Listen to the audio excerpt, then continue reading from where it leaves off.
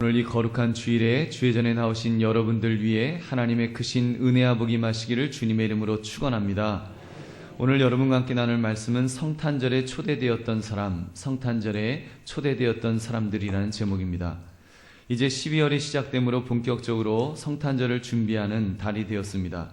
다른 교단에서는 기다릴 대자에 임할 임을 써서 대림절이라고 하면서 이제 라틴어로는 어드벤트인데, 즉 공항이나 기차역에서 손님을 기다리듯이 예수님을 기다린다는 의미로 이렇게 절기로 이렇게 지킵니다.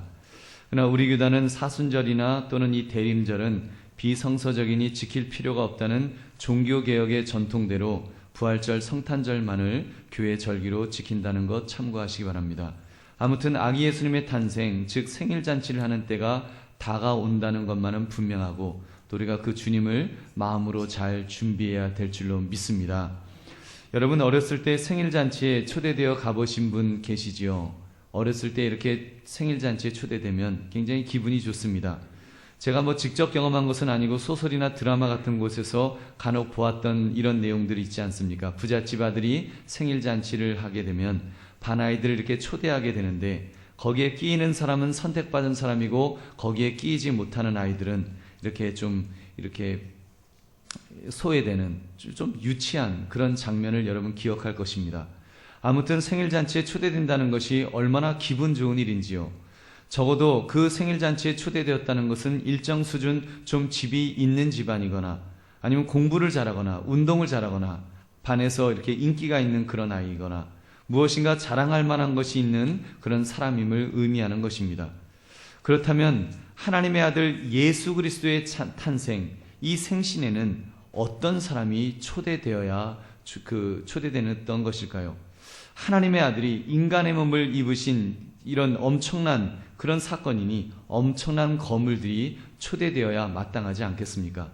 오늘 말씀 성탄절에 초대되었던 사람들이 어떤 사람이었는가를 살피심으로 우리 은혜를 나누시는 이 시간 되시기를 주님의 이름으로 축원합니다.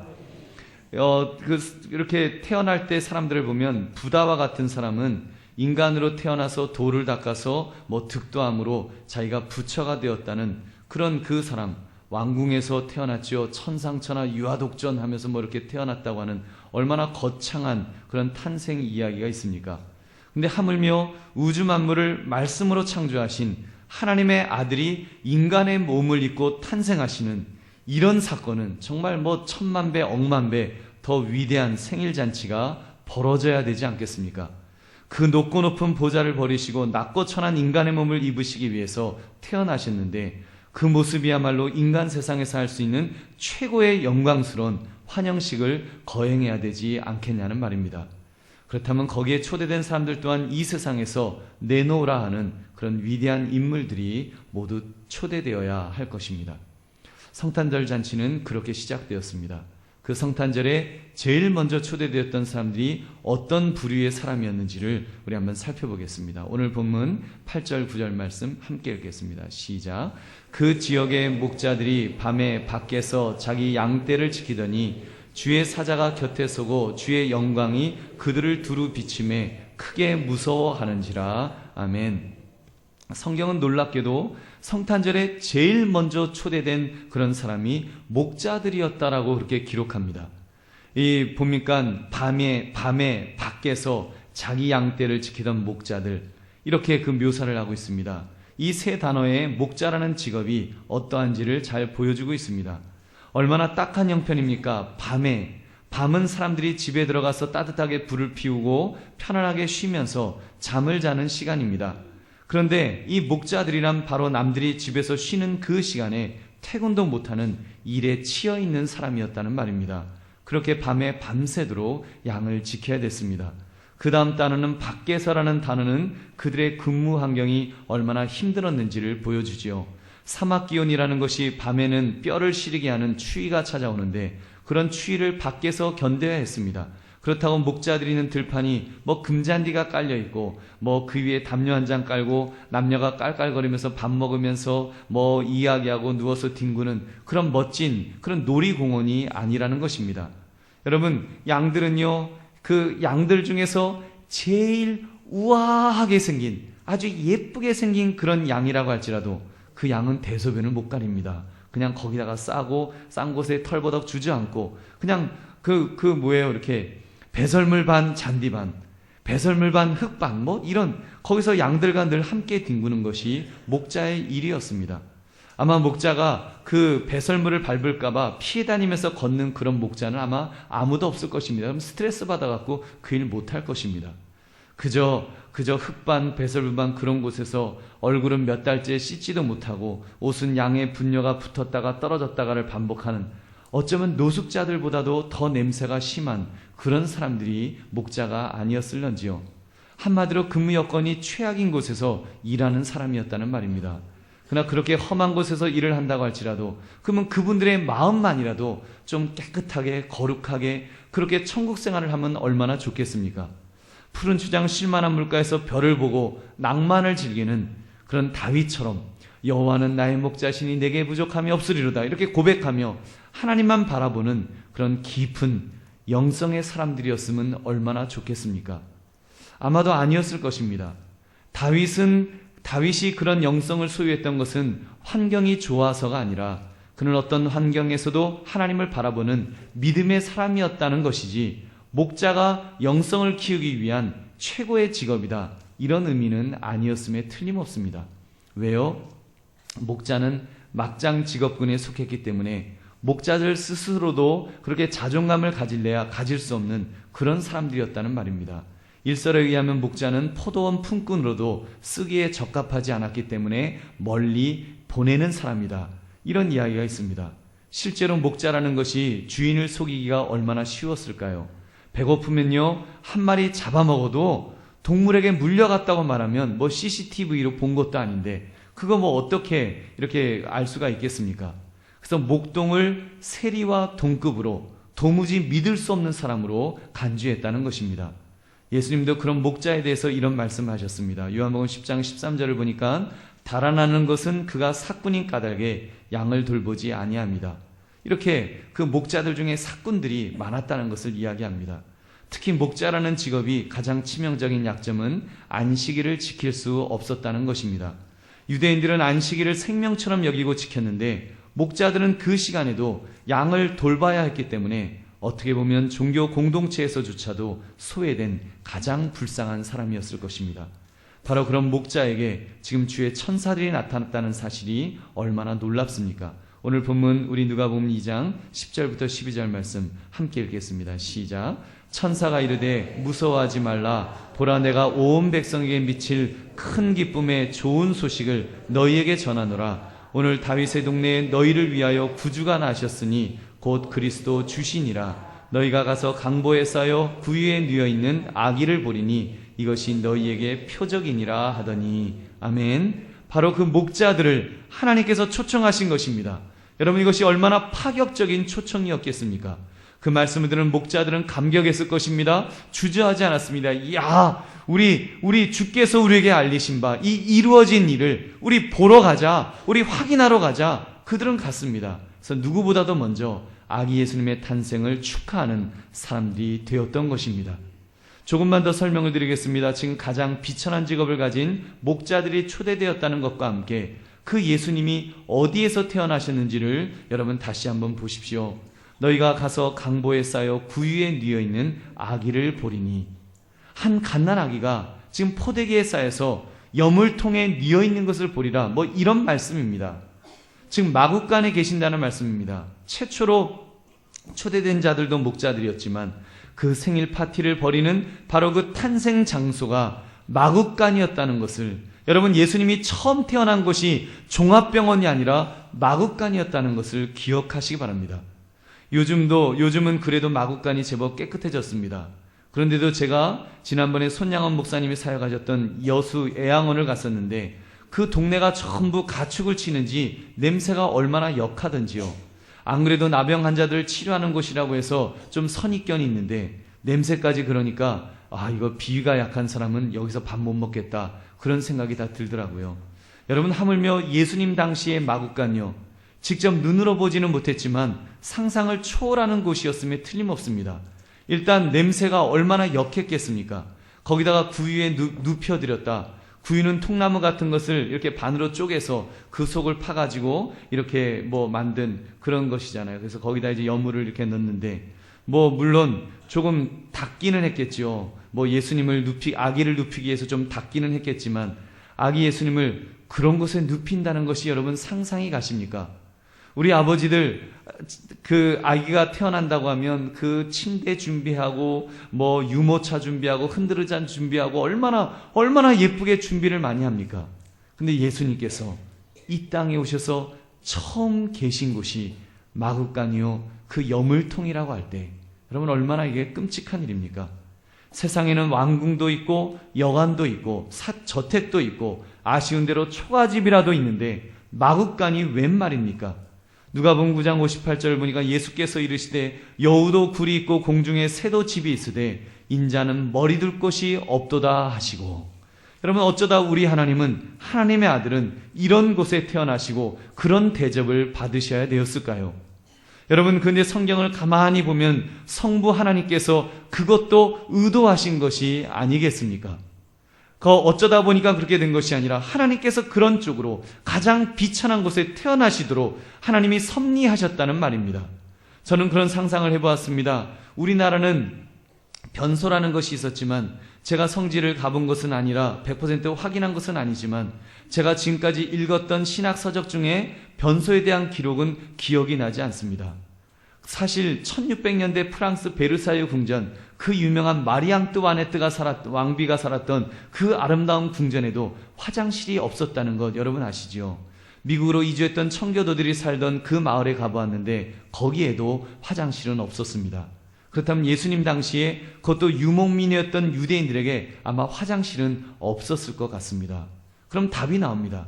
예수님 당시에 제일 가장 비천하고 더러운 것은 아마도 마구간이었을 것입니다. 바로 그곳에서 우리의 구원자 예수 그리스도께서 태어나셨다는 것입니다. 아니, 마구간이 바로 예수님이 태어나시는 가장 거룩한 곳으로 이렇게 선택받았다는 사실입니다. 이것이 얼마나 여러분 놀라운 복음의 소식인지요. 저는 오늘 이 말씀을 드리면서 이런 생각이 들었습니다. 이 내용은 우리가 너무나도 잘 알고 있는 내용이면서도, 우리가 너무나도 잘 알고 있는 내용이면서도 그 동시에 너무나도 쉽게 잊어버리고 있는 그 내용이 아닐런지요. 그러니 꼭 이 말씀을 드려야겠다는 생각이 들었습니다. 그래서 우리의 생각이 바뀌어야 될 부분이 좀 바뀌고 개선돼야 될 부분이 좀 개선하고, 그러면서 우리가 성장해 나갔으면 좋겠습니다. 여러분, 무엇이 바뀌어야 될까요? 첫째, 이 말씀이 우리 한강교회가 어떤 성격의 공동체가 되어야 될지 도전을 줄 수 있었으면 좋겠습니다. 하나님께서 예수님의 탄생을 통해 보여주신 것은 교회는 누구나가 올 수 있는 열린 공동체라는 것을 우리에게 보여주신 것입니다. 부잣집은 아무나 못 들어갑니다. 여러분, 여관은 돈 있는 사람이 아니면 들어갈 수가 없습니다. 왕궁은 높은 신분의 사람이 아니면 그 근처도 갈 수가 없는 것입니다. 그러나 마구간은 누구든지 지나가던 사람도 한번 슬쩍 고개를 집어넣어서 들여다 볼 수 있는 곳이 마구간이 아니겠습니까? 저는 그런 생각을 해봤습니다. 하나님은 혹시 바로 그 비천한 목자들을 초청하기 위해서 아기 예수님을 마구간에 태어나게 하신 것이 아닐까? 문턱이 없는 곳, 그래서 누구든지 아무 때나 들어올 수 있는 곳, 그런 곳을 하나님은 그 준비하신 것이 아닐까요? 근데 여러분, 언젠가부터 우리 그 예수님께서 세우신 교회가 아무나 오는 곳이 아닌 장소로 변모되었습니다. 조직교회가 되면서 교회가 점점 규모가 있어지고 외형화되면서 좀 화려해지기 시작했습니다. 아름답게 치장을 하고, 정말 그러다 보니까 이제는 무엇인가 구별되지 않으면, 구별된 준비된 사람이 아니면 감히 그 교회로 발을 들여놓지 못하는 그런 교회로 그렇게 변질되고 있지는 않는지요. 하나님께서 거룩성을 위해서 구별해 놓으신 성전도 예수님 시대 때도 보면 여러분 부자들의 전유물이 되어버리는 것을 보게 됩니다. 예수님 당시에도 두 렙돈을 내고자 했던 과부는 마지막까지 기다려야 했습니다. 여러 부자들이 많이 넣은 후에, 여러 부자들이 거들먹거리면서 헌금을 다 한 후에 저쪽 한 구석에 있던 과부가 두 렙돈을 가지고 쭈빗쭈빗 비틀거리며 걸어와서 헌금함에 그 돈을 넣고는 부끄러워하는 곳이 성전이 된 것입니다. 여러분, 우리도 실제로 만약 노숙인이 예배 시간에 저벅저벅 들어오셔서 악취를 풍기며 한가운데에 앉으신다면 어떻게 될까요? 우리 한강교회 성도님들은 쫓아내지는 않으실 것입니다. 그만큼 훈련이 되셨기 때문에 그것은 교회의 모습이 아니라는 것을 잘 아시기 때문에 그렇지는 않으실 거예요. 그러나 그 옆자리에 앉으시겠습니까? 그 옆자리에 앉아서 안내를 하시겠습니까? 아니면 그 옆자리가 오히려 텅 비어서 그분 혼자 앉아 계시도록 만든다면 여러분 그것이 과연 하나님께서 기뻐하시는 교회의 모습일런지요? 그런 점에서 성탄절은 교회가 어떤 모습으로 되어야 하는가를, 어떻게 준비되어 있어야 하는가를 우리에게 도전의 말씀을 주신다고 믿습니다. 앞으로 우리가 우리 한강교회는 좀 문턱이 점점 낮아지는 그런 교회가 되기를 주님의 이름으로 축원합니다. 여러분, 앞으로 우리가 만약에 교회를 건축해야 될 일이 있게 된다면, 만약 하게 된다면 가급적 그런 문턱을 낮출 수 있도록 지읍시다. 싸구려로 짓자는 말은 아닙니다. 그러나 너무 화려하게 짓지도 맙시다. 우아하게 사치하지 않으면서 그러나 하나님의 거룩성과 하나님께 영광 돌리고자 하는 마음이 묻어나는 우리의 정성이 담긴 그런 예배당을 지었으면 좋겠습니다. 그래서 누구든지 교회를 바라보면 부자도 들어와 보고 싶고 가난한 사람도 환영받는 마음으로 들어오실 수 있는 그런 교회를 만들 수 있기를 주님의 이름으로 축원합니다. 여러분, 그런 교회의 첫째는 건물의 재질이나 디자인이 아니라, 여러분, 그것이 중요한 것이 아닙니다. 제일 중요한 것은 바로 여러분이 중요합니다. 왜냐하면 여러분이 한강교회의 참으로 구성원이기 때문인 줄로 믿습니다. 여러분, 여러분이 교회인 거예요. 성도가 교회입니다. 여러분, 예수님이 머리가 되시고 우리는 지체가 되어서 우리가 한강교회를 이루는 것입니다. 여러분의 마음이 하나님의 마음을 담을 때 하나님께서 기뻐하시는 교회가 되는 것입니다. 하나님께서 목자와 같은 비천한 자들을 부르신 것처럼 교회는 차별 없는 곳으로 만드는데 앞장서는 저와 여러분 되시기를 주님의 이름으로 축원합니다. 두 번째, 그렇게 되기 위해서는 하나님께서는 바로 나 같은 자를 초대하고 계심을 알아야 합니다. 목사님, 제가 초대받았으니까 지금 예배 시간에 앉아 있는 것이 아니겠습니까? 맞습니다. 여러분이 초대받았기 때문에 이 자리에 앉아 계신 것이고 여러분이 지금 예배를 드리는 것입니다. 그것은 맞습니다. 나 전적으로 여러분이 그 초대장을 받고 주님 앞에 나와 계시는지요? 혹시 내 안에 있는 목자가 가진 부끄러운 모습을 집에 두고 오지는 않으셨습니까? 너무 냄새나고 더러운 모습은 직장 서랍에 넣어두고 샤워하고 좀 깨끗한 옷 입고 향수 한번 뿌리고 이렇게 이 자리에 계신 것은 아닌지요? 교회는 죄인이 오는 곳입니다. 교회는 병든 자가 오는 곳입니다. 근데 우리는 의인이 와야 하는 곳으로 착각하고 있습니다. 우리는 적어도 죄가 없어 보이는 모습으로 와야 하는 곳으로 좀 교회를 뭔가 바꾸어 생각하고 있지는 않느냐는 말입니다. 여러분, 최초의 성탄절 바로 그날 목자들이 예수님께 샤워하고 새 옷으로 갈아입고 주님을 경배했을까요? 자신들이 목자인 것을 숨기면서 자신들의 신분을 숨기면서 그냥 좀 멀쩡한 옆집 아저씨 같은 모습으로 그렇게 예수님을 경배했겠냐는 말입니다. 여러분, 주님 앞에 하나님의 아들 앞에 나아가는 자는 그런 모습이 아닙니다. 이대로 있는 이 모습대로 그대로 나아가는 것입니다. 근데 우리는 너무 멀쩡한 모습으로 교회에 나오려고 하고 있지는 않는지요? 저는 솔직히 저부터 좀 그런 것 같습니다. 일주일의 삶은 목자보다 어쩌면 더 더러운 곳에서 그렇게 살다가 왔는데도 지금은 너무 깨끗한 거예요. 가축의 분뇨가 아니라 무고한 자들의 피가 튀는 곳에서, 전쟁터와 같은 곳에서 그렇게 치고받고 싸우다가 우리가 왔는데도 지금 온 우리의 모습은 너무 멀쩡한 것입니다.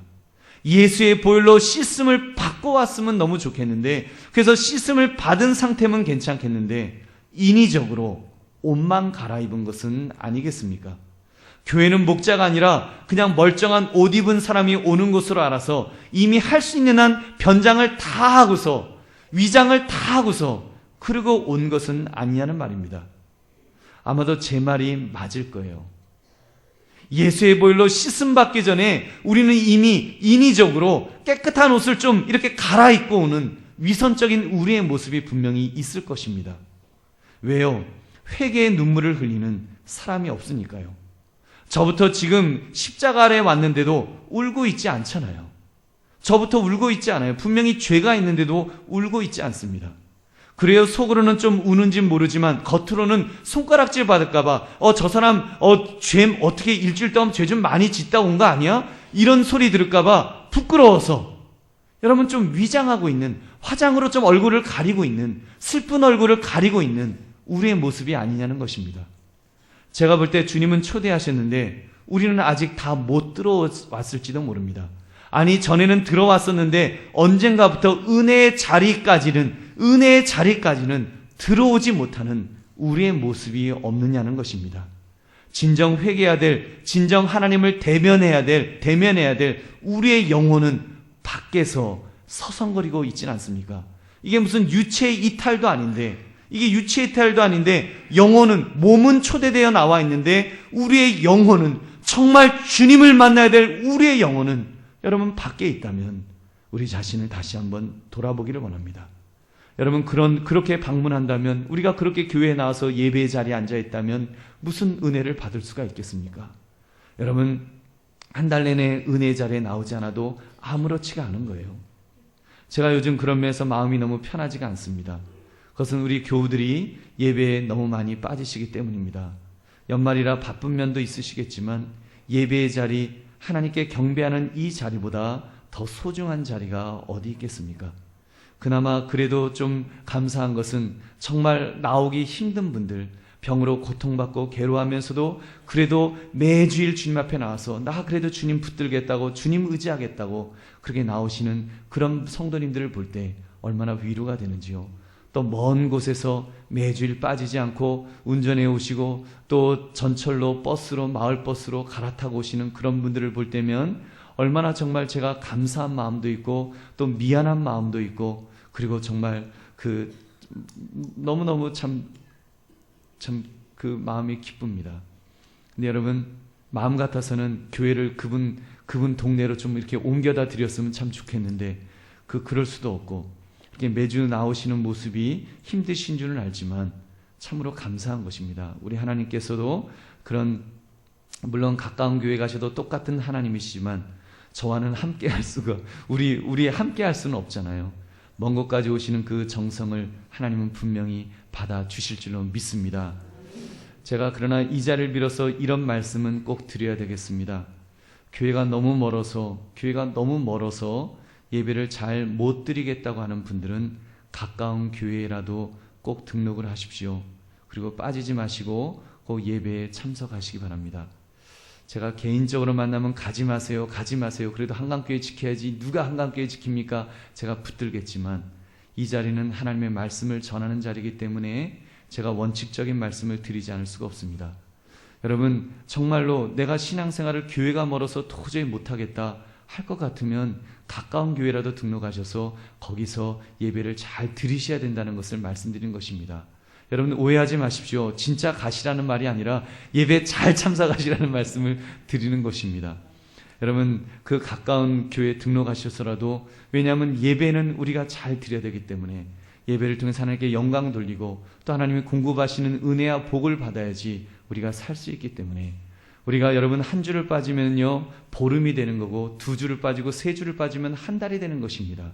여러분 우리가 어떻게 하나님을 이렇게 멀리하면서 우리가 이 땅을 살아갈 수가 있겠습니까? 여러분 하나님 앞에 가까이 나오시기를 주님의 이름으로 축원합니다. 그만큼 하나님은 우리가 이 예배의 자리에 오기를 원하십니다. 그리고 내 심령 깊은 곳에 있는 절규를 모두 토로하기를 원하십니다. 특히 여러분의 심령이 바닥까지 떨어졌다고 느껴질 때, 내가 이런 모습으로 어떻게 하나님 앞에 나아갈 수 있을까? 난 도저히 하나님 앞에 설 수가 없어요. 그런 부끄러운 마음이 들었을 때라도, 그때야말로 하나님께서 여러분을 초청하시는 시간인 줄 믿으시기 바랍니다. 여러분 이 목자와 같은 사람들을 제일 먼저 초대하셨던 하나님은 바로 우리를 초대하고 계시는 것입니다. 우리 주님 분명히 말씀하셨습니다. 마태복음 9장 12절에 예수께서 들으시고 이르시되 건강한 자에게는 의사가 쓸데없고 병든 자에게라야 쓸데있느니라. 우리 주님은 우리가 멀쩡한 척 아무 일도 없는 것 같은 모습으로 있을 때 그때 우리를 바라시는 것, 그런 우리의 모습을 바라시는 것이 아닙니다. 여러분, 우리가 그냥 마음을 좀 추스리고서 그리고 멀쩡한 척 이렇게 나 그래도 꽤 의인이야, 나 그래도 꽤 괜찮은 사람이야, 예수 믿는 사람, 교회 다니는 사람이야 하는 그런 모습으로, 그래서 회개하지 않는 모습으로 우리가 이 자리에 오기를 원하는 것이 아니라 정말 우리가 죄인으로서 그렇게 주님 앞에 오기를 우리 주님은 원하신다는 것입니다. 물론 철든 자녀는 우리가 부모님 앞에 갈 때는 좀 그런 모습도 있어요. 그 염려하실까봐, 걱정하실까봐 좀 멀쩡한 모습이 되었고 하면서 얼굴도 좀 이렇게 괜찮은 척하고 그렇게 부모님을 만나 뵐 수가 있어요. 그러나 여러분, 적어도 하나님 앞에 우리가 나올 때는 그렇게 하면 안 됩니다. 하나님은 불꽃 같은 눈으로 이미 우리의 심령을 뚫어보시기 때문에 우리가 그런 마음으로 오는 것이 아닙니다. 우리가 하나님 앞에 나올 때는 정말 세리가 주님 앞에 나오는 것처럼, 하나님 앞에 나오는 것처럼 그렇게 나와야 되는 것입니다. 가슴을 치면서 하나님이여, 나는 죄인입니다. 나를 불쌍히 여겨 주옵소서. 나는 죄인이로소이다. 고백하며 나올 수 있는 그 모습이 우리의 모습이 되어야 될 줄로 믿습니다.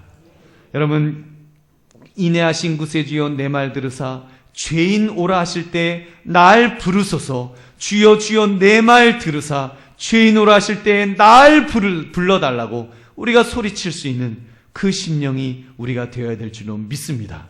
여러분, 주님께서 부르시는 것입니다. 이 주일 예배 시간은 바로 나를 부르시는, 하나님께서 초대하시는 그런 잔치의 시간이라는 말입니다. 여러분, 이 목자들이 얼마나 외롭고 고통스러웠을까요? 가슴은 납덩이처럼 무거웠을 것입니다. 삶에 대한 즐거움을 느낄 수가 없었을 것입니다. 그저 그들에게 감정이, 마지막 감정이 남아있다면 고통스러운 감정, 두려운 마음, 죄의식, 후회감, 자괴감, 좌절감, 내 인생이 어떻게 이렇게 되었는가, 내가 어쩌다가 여기까지 왔는가. 바로 그 상황에서 하나님은 그들을 부르셨다는 것입니다. 천군 천사를 보내셔서 메시아 예수 그리스도의 탄생의 잔치에 초대하셨다는 것입니다. 그리고 목자들은 그 예수님의 탄생의 현장으로 달려가서 바로 예수님을 만났습니다. 성육신하신 인간의 몸을 입으신 하나님을 그들은 만났다는 것입니다. 초대하실 때, 그 초대에 응했을 때 바로 그 만남이 이루어졌다는 것입니다. 얼마나 멋진 일입니까? 바로 그 은혜가 저와 여러분에게 있어지기를 주님의 이름으로 축원합니다. 셋째, 이 말씀이 다른 사람을 대하는 우리의 태도에 변화를 줄 수 있었으면 좋겠습니다. 처음 성탄절 아기 예수님께 찾아와 경배한 사람들은 바로 목자들이라고 그랬습니다. 안 그래도 더럽고 추한 곳인데 거기다 더 추한 목자들이 들어와 경배를 할 때 마리아의 마음이 어쩌면 상하지 않았을까요? 어떻게 저런 사람들이 와서 축하를 한다고 하는가? 뭐 선물을 갖고 간 것도 아닌데 그냥 와갖고는 뭐 아기 예수님 경배한다고 하는데 혹시 저 사람들 잘 데 없어서 끼워달라고 하는 것은 아닐까? 뭐 그런 마음도 들지 않았을까요? 근데 그들이 누구였습니까? 하나님께서 주의 사자들을 보내셔서 정식으로 초청한 그런 손님들이었습니다. 초청객이었다는 말입니다. 바로 예수님의 탄생을 증언하는 증인이 될 그런 귀한 사람들이었다는 것입니다. 사랑하는 성도들이여, 그렇다면 정말 우리가 다른 사람을 대하는 우리의 태도가 변해야 되지 않겠습니까? 쉽지는 않겠지만 그래요, 적어도 이론적으로라도 우리가 노숙인이 들어오신다고 할지라도 우리는 영접해야 될 것입니다. 술 드시고 비틀거리면서 오시면서 예배를 방해하신다면 물론 좀 술 깨실 때까지 정중하게 모셔야 되겠지만, 그러나 그분이 하나님께 나오고 싶어서 정말 우리가 정말 주님 만나고 싶어서 그렇게 오신다면, 우리가 문전박대한다면 그것은 잘못된 것이 아니겠습니까? 저는 오늘 말씀을 이번 성탄절에 특별한 분들에게 꼭 적용을 해보기를 권면합니다. 특별히 여러분, 다른 사람보다도 저는 좀 동성애자들을 한번 생각해 봤으면 좋겠습니다. 요즘 동성애 문제가 우리 사회의 뜨거운 주제가 되어서 사회 각처에서 이렇게 말을 합니다. 특히 이번에 우리 기독교계에서 강력하게 반대를 하고 있어서 그 덕분에 이번에 서울시 인권조례가 표결에서 통과가 되었음에도 불구하고 서울시가 발표를 거의 포기하는 그런 쾌거를 이루었습니다. 첫째는 하나님의 은혜요, 또 둘째는 여러분이 기도하시고 또 정말 그 애쓰시는 그런 분들의 수고의 결과라고 믿습니다. 근데 여러분, 한국교회가 그렇게 동성애를 반대하는 것까지는 너무너무 좋고 참 잘한 일인데 거기다 한 가지 더 해야 될 일이 있다고 생각합니다. 그것은 동성애자들을 사랑하는 마음으로 품어주는 것입니다. 저도 그분들을 혐오의 대상처럼 너무 몰아붙이는 것은 우리가 조금 자제해야 될 부분이 아닐런지요. 오히려 동성애자들이 자연스럽게 교회에 올 수 있도록 열린 마음으로 그들을 품어줘야 하지 않겠냐는 것입니다. 우리가 다른 죄를 지은 사람들은 다 품어주잖아요. 다른 죄를 지은 사람들은 다 하나님이 용서해 주십니다. 다 하나님께서 붙들어 주십니다. 그러는데 우리가 좀 특히 이 성적인 부분에 있어서는 굉장히 민감하고 또 우리가 좀 인색한 것 같습니다. 그래서 그런 분들에 대해서 예를 들면 이렇게 두 번째 부인이라든지 불륜을 저질렀다든지 아니면은 또 이렇게 동성애를 한다든지 이런 분들에 대해서는 좀 우리가 굉장히 경계하는 그런 모습이 있지 않는지요. 물론 그분들이 그 동성애를 회개하고 주님 앞으로 돌아오면 안 받아주실 분이 어디 있겠습니까? 우리가 하나님 앞에 나올 때 100% 회개하고 신앙생활을 시작하는 분들이 몇 %나 되겠습니까? 일단 그런 분들이 교회에 왔을 때 무슨 전염병 환자 취급하듯이 또는 경멸하는 눈빛으로 왜 저런 사람이 우리 교회 온 거야? 벌레 보듯이 우리가 그렇게 한다면 그것은 잘못된 것입니다. 너 동성애도 회개 안 하고 어떻게 어디를 들어와? 우리가 그러면 안 된다는 것입니다. 여러분, 그분들이 아직 회개하지 않았다고 할지라도 그분들을 우리가 품어줄 수 있는 넉넉한 마음을 가져야 될 줄로 믿습니다. 그건 맞아요. 그게 성경적입니다.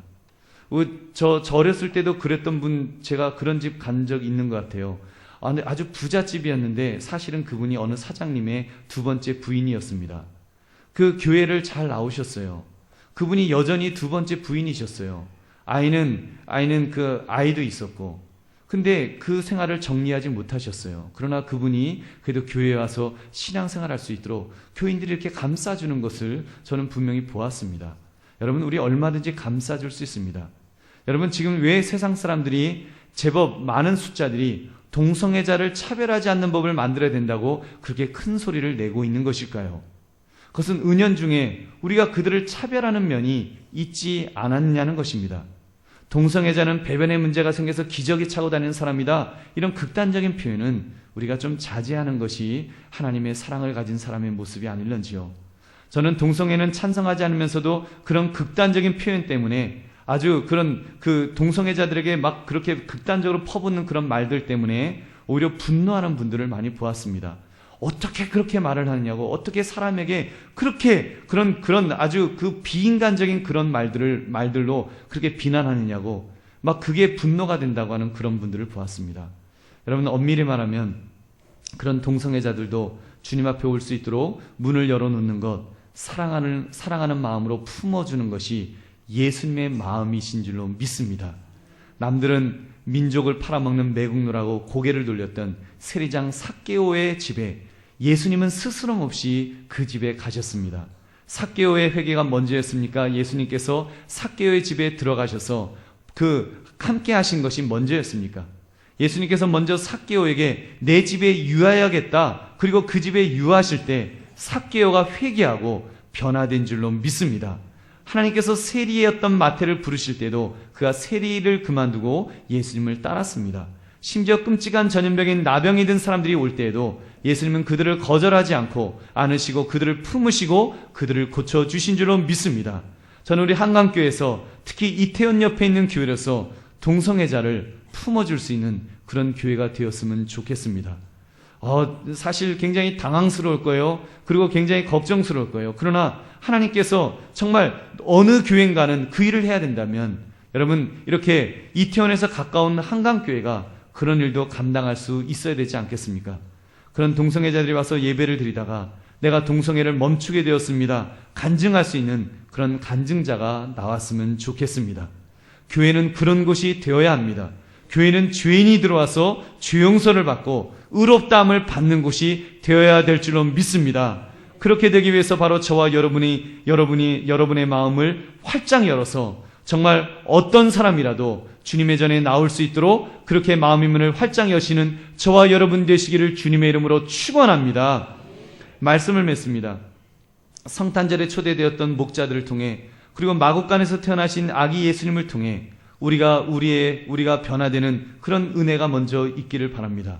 우리 한강교회가 변화되기를 바랍니다. 시간이 가면 갈수록 점점 더 교회의 문턱이 낮아지는 그런 교회가 되었으면 좋겠습니다.